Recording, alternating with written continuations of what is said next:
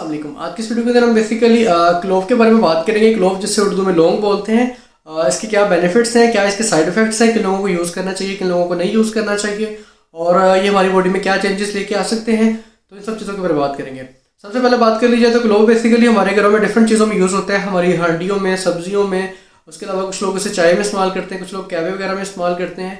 तो अब बात कर लेते हैं इनके फ़वाइद की। फ़वाइद में पहले नंबर पर बात कर ली जाए तो ये बेसिकली एनाल्जेसिक पेन रिलीफ के तौर पे काम करता है लौंग। जिन लोगों को एनाल्जेसिक पेन होती है, एनाल्जेसिक पेन बोलते हैं कहीं पे भी पेन हो रही हो खाक बॉडी किसी भी पार्ट पे।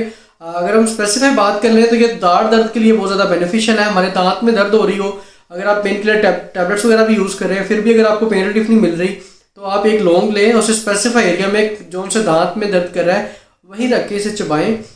थोड़ी देर के लिए इंस्टेंट तौर पे, फौरी तौर पे आपको थोड़ा सा पेन फील होगा, बट उसके बाद फौरी तौर पे ही आपका उस एरिया को नम कर देगा इनका सुन कर देगा और आपको पेन रिलीफ के तौर पे काम करेगा और फौरी तौर पे उसकी दर्द आपको खत्म हो जाएगी। सेकंड, इसके फायदे की बात कर ली जाए तो दूसरे नंबर पे ये बेसिकली जो है ना, जिन लोगों को बहुत ज़्यादा सर्दी, नज़ला, जुकाम, बुखार हो जाता है ना, तो वो लोग लौंग को इस्तेमाल कर सकते हैं। एक लौंग को डेली बेसिस पे इस्तेमाल करें, वो इनका इम्यून सिस्टम को बूस्ट करने के तौर पे काम करेगा।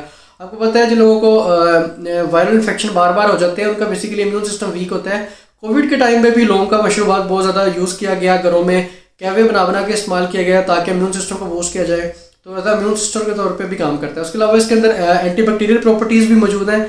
एंटीबैक्टीरियल प्रॉपर्टीज़ यानी कि स्टमक में जो ई कोलाई होता है ना, वो बेसिकली फूड पॉइजनिंग करवाता है। तो ये बेसिकली उसको किल करने के लिए होता है ताकि आपको स्टमक में कोई भी डिस्टर्बेंस ना हो, फूड पॉइजनिंग ना हो, आपको स्टमक अल्सर ना हो, डाइजेशन अच्छे तरीके से हो सके। तो आप लौंग का तब भी इस्तेमाल कर सकते हैं, तब भी आपको बहुत ज़्यादा बेनिफिशियल देगा। ये एंटीबैक्टीरियल प्रॉपर्टीज़ भी रखता है, एंटी वायरल प्रॉपर्टीज़ भी रखता है और एंटी फंगल प्रॉपर्टीज़ भी रखता है। जिन लोगों को माउथ में कोई इन्फेक्शन और बार बार स्मेल नहीं जा रही हो, तो आप डेफिनेटली एक से दो लौंग है ना उससे चू करेंगे तो आपके मुंह को जायका भी अच्छा कर देगा और आपको कोई भी बैक्टीरियल वायरल इन्फेक्शन है तो फौरी तौर पे उससे रिलीफ देगा। अगले फायदे की बात कर ली जाए तो ये बेसिकली डायबिटिक पेशेंट के लिए लौंग बहुत बेनिफिशियल है। आपको पता है इसके अंदर यूजिनल ऑयल होता है और इसके अलावा मैग्नीज होता है। ये चीज़ें बेसिकली आपकी इंसुलिन के प्रोडक्शन को एनहांस करती हैं ताकि जो आपको है ना इंसुलिन रेजिस्टेंस ना हो सके। इंसुलिन बेसिकली वो हार्मोन है जो हमारी डायबिटीज़ लेवल को मेंटेन करने के लिए होता है। जब भी हम कुछ शुगर कंटेन या कोई भी कार्बोहाइड्रेट्स लेते हैं तो डेफिनेटली हमारा जो शुगर लेवल है वो बढ़ना शुरू हो जाता है और उसको डाउन करने के लिए इंसुलिन होती है। तो ये बेसिकली इंसुलिन के प्रोडक्शन को भी इन्हांस करता है। जो लोगों को प्री डायबिटीज़ है वो भी लौंग का इस्तेमाल कर सकते हैं, उससे रिलीफ के लिए भी या आपको तब भी बहुत ज़्यादा फ़ायदेमंद साबित हो सकता है। अगले नंबर पे फ़ायदे की बात कर ली जाए तो इसके अंदर बेसिकली आपको एंटी इन्फ्लामेटरी प्रॉपर्टीज़ भी हैं लौंग के अंदर।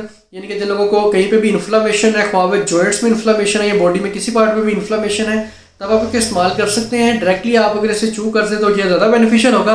अदरवाइज़ अगर आपको डायरेक्टली लेने में कोई प्रॉब्लम है या आपको टेस्ट इसका नहीं अच्छा लग रहा तो आप इसे दूध के साथ, दही के साथ या फिर कहवा बना के या फिर चाय के अंदर भी आप इसे डिज़ोल्व करके यूज़ कर सकते हैं। ये आपको तब भी बहुत ज़्यादा फ़ायदेमंद साबित हो सकता है। इस वीडियो में इतने, फिर मुलाकात होगी नेक्स्ट वीडियो में। तब तक के लिए इजाज़त दीजिए। अल्लाह हाफ़िज़।